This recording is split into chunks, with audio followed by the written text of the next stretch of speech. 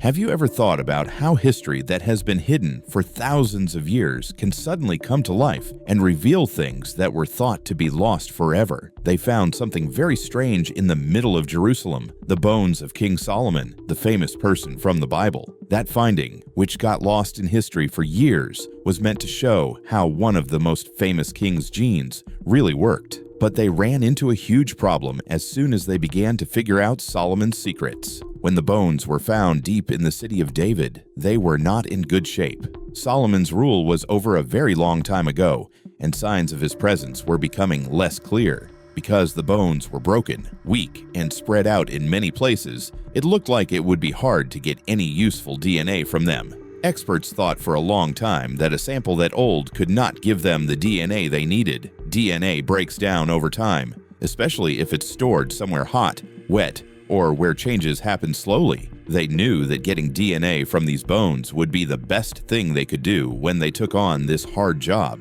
They had to answer a basic question. Could they find out about the genetic background of a king whose history had been muddled by myths for hundreds of years? But very quickly, things that seemed impossible started to work out. We should talk about AI, which is a tool that has the power to change everything. The only way to find Solomon's long-lost DNA code was with AI, which was strong and accurate. With the help of complicated algorithms and deep learning, AI could see the damaged and broken DNA in a way that no human eye could. The AI was taught to find genetic patterns in samples that were spread out, even if they were in different places, and put them back together like a puzzle. It wasn't enough to just find the pieces, you had to know how they fit together too. The AI didn't just take what was left, it filled in the blanks and made sense of everything that was going on. It made possible things that had not been possible for hundreds of years. The AI took the small pieces of Solomon's DNA and put them back together to make a new genetic identity. Putting together his family tree was like putting together a plan that went far beyond the borders of Israel. With the AI's advanced analysis, a full picture of Solomon's genetic history began to take shape, giving an old king fresh life. It became clear again that the genetic material had not been lost after all. It was the first time that Solomon wasn't just a character in a story or book. He was a real person with a real family, and his genes showed a royal lineage that went back thousands of years and across countries. The AI did more work after that. Scientists found links that no one expected by comparing the DNA to current genetic data from different parts of the world. These ties showed a lot more than just Solomon's close family. The AI found that his genetic lineage went through parts of the Middle East and into Africa. This supports the Bible claim that Solomon's power extended far beyond Jerusalem. It was like Solomon's DNA held the blueprint for his heritage, with lines going back to kingdoms and cultures that time had forgotten. AI's big step forward wasn't just finding out about the past, it changed how we think about history itself. This cutting-edge technology made it possible to rebuild Solomon's genome, which had never been thought of before. It was now possible to do something that was almost impossible before. This made us realize that we were on the edge of something much bigger than just one man's DNA. With Solomon's DNA finally unlocked, the journey into his royal past was just beginning. As the next sections reveal, the shocking findings are only the beginning of a story that could change everything we know about ancient history. What the scientists discovered. The world was shocked when the DNA findings came back.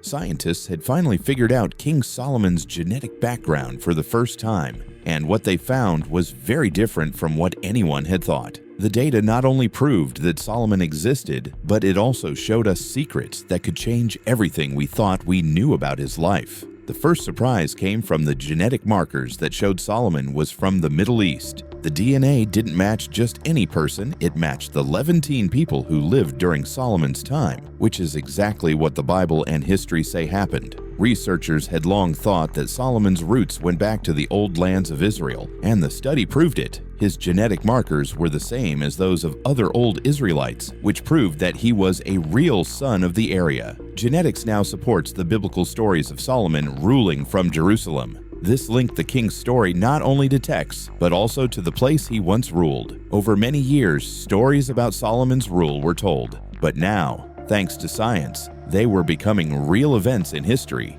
That wasn't all, though. The next thing that came out shocked everyone. Scientists weren't expecting to find genetic markers linked to the Horn of Africa among the DNA traces, but they did. This link pointed to a deeper, more complicated story than anyone had thought. There was a clear link between Solomon and the Queen of Sheba. The Bible says that the Queen of Sheba went to Jerusalem to meet Solomon. It is said that their meeting produced a son named Menelik III, who became the first ruler of Ethiopia. A lot of people had thought this was just a story for years, but DNA proved it was true.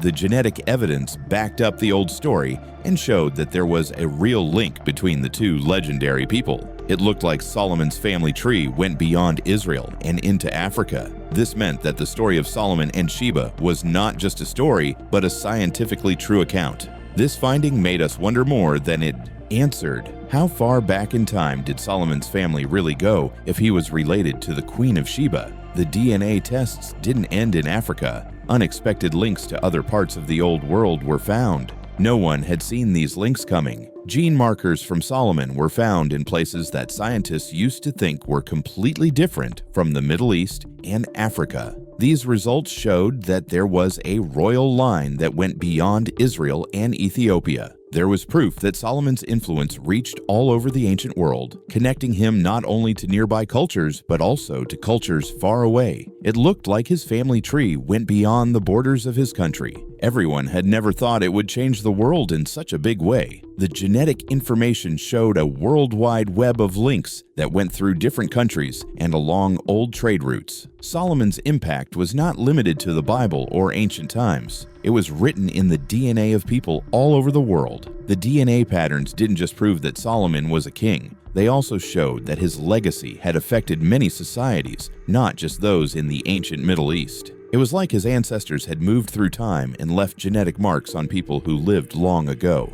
This finding gave us new ways to think about how ancient people traded, worked together, and made alliances. It looked like Solomon's bloodline had been a big part of linking civilizations that didn't seem to be linked at all before. We now have a deep question. What does this mean for the past we thought we knew?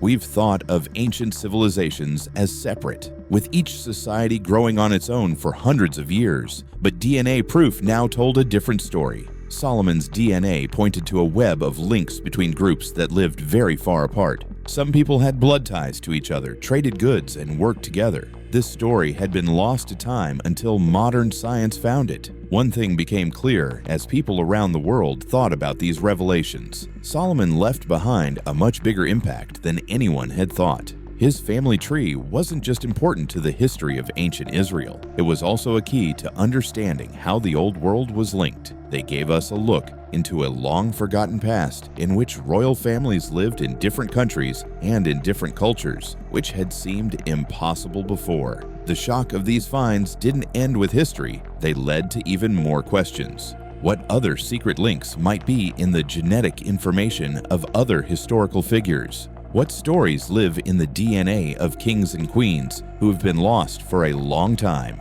As people around the world talked about these shocking results, one thing was clear: Solomon's DNA had started a new era of discovery and travel. The genetic information Solomon left behind is only now starting to become clear. What else should we find in the strands of DNA? There is a new part to this amazing story that starts now. The answers could change everything we think we know about the old world.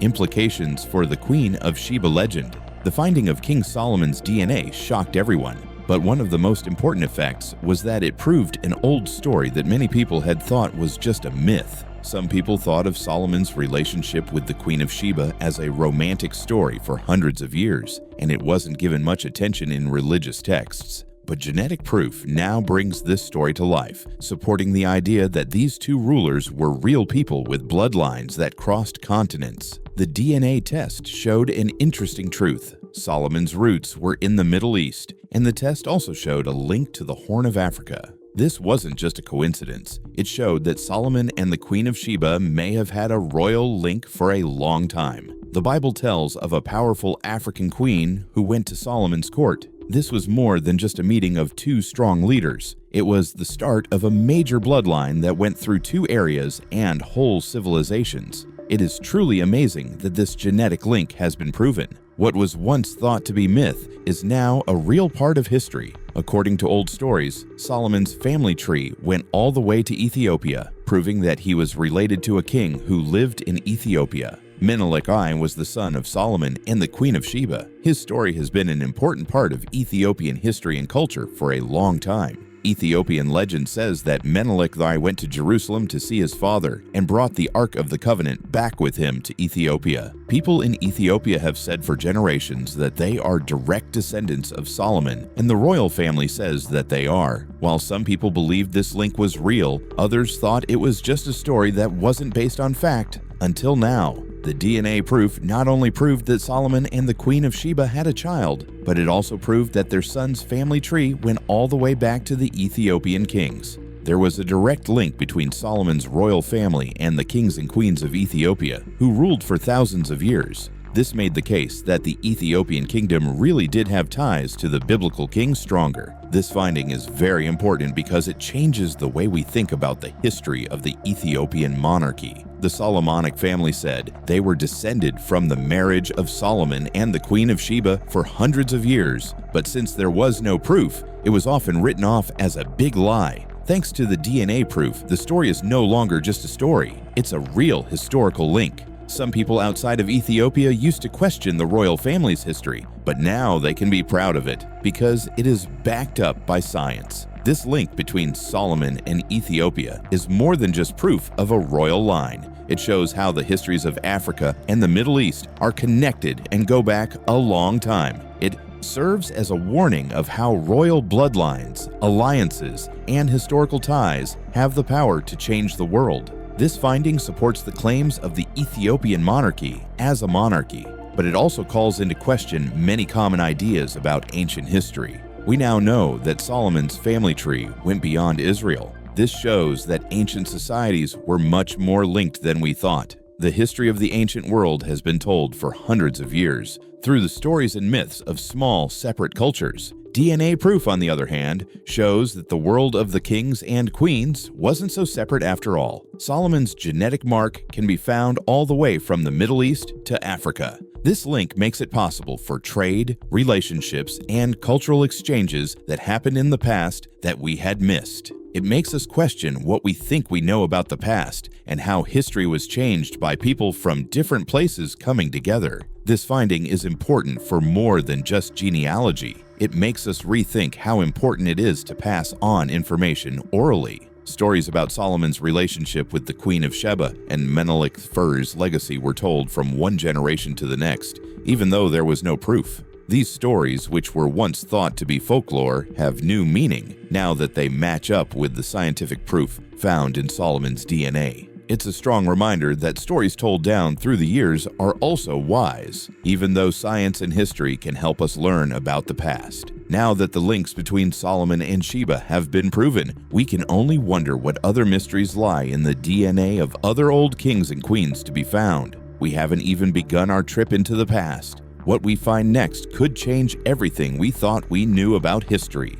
Faith meets science. The finding of King Solomon's DNA has had a huge effect and has caused heated discussion on many different topics. This important discovery did more than just prove that one of the most famous people in the Bible existed. It also brought up difficult questions about how faith, science, and politics can work together. Solomon has been an important figure in Judaism, Christianity, and Islam for hundreds of years. He is seen as a wise and powerful king. But now that scientists have found proof of his genetic impact, the lines between religious belief and scientific discovery are becoming less clear. A lot of religious people saw the DNA results as strong proof of what the Bible says about history. If science can prove that Solomon existed and that he was related to the royal family, it adds another layer of support to the holy books. For them, this wasn't just about proving that a king really existed. It was also about proving that the Bible stories that have shaped their faith are true.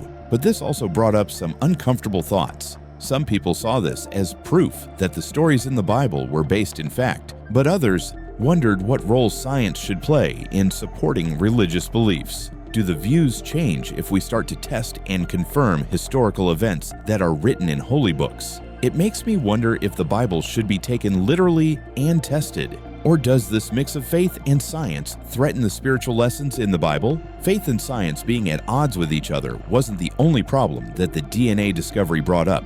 The effects on politics were just as important. As long as people can remember, both Israel and Ethiopia, which have deep historical ties to Solomon, have claimed his heritage. Genetic proof of Solomon's lineage gave Israel strong proof of their long-standing ties to Jerusalem and the land. It made their claim to the city and its holy past stronger, proving that the Jewish people have a deep connection to the area. For Israel, this discovery was a chance to strengthen its culture and historical identity. Ethiopia, on the other hand, has long said that its ruling family comes from King Solomon and the Queen of Sheba. Ethiopia made a strong political statement when it was revealed that Solomon's bloodline goes back to the country of the Queen of Sheba. For hundreds of years, Ethiopian legend has said that the first king of Ethiopia was Menelik III, who was the son of Solomon and Sheba. The DNA results now back up this claim, which proves Ethiopia's royal heritage in a way that wasn't possible before.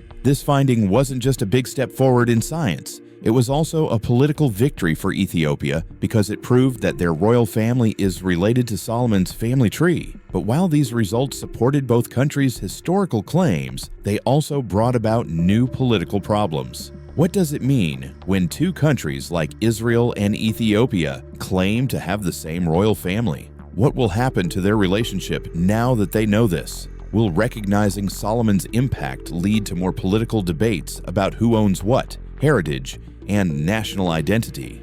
Even though the finding was a big deal, doubts about the results haven't been far behind. Some people have questioned whether or not the results are real, asking if AI and genetic testing can really show these ancient links. Even though AI and genomics are very advanced, they are still pretty new, and some doubters are wondering if these tools can correctly read genetic evidence from a very long time ago. Can we trust these tools to find out what Solomon really left behind, or do they run the risk of misinterpreting ancient DNA fragments? Some people are also worried that using AI to reconstruct old DNA could be going too far in terms of ethics. This finding has already changed the way we think about the past. It makes us wonder what other royal bloodlines and hidden legacies are out there waiting to be found by technology. The conflict between faith and science, along with the political and moral issues that have been brought up, makes it seem like this is just the start of a bigger ongoing investigation into the secrets of history,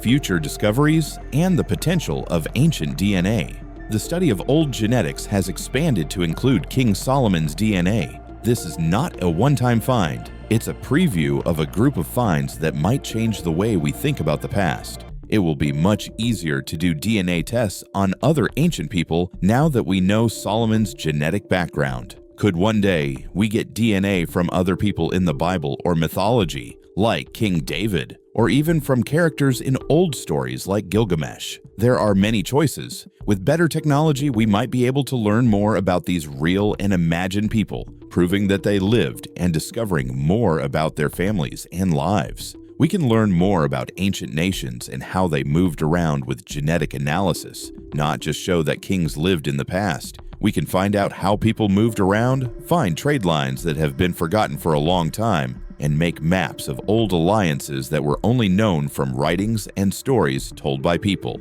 Solomon had a big effect on more than just Israel, as shown by the fact that his DNA had surprising ties to Africa. More DNA studies might help us figure out how people from different ancient societies shared resources, knowledge, and cultural practices, even though they lived very far apart.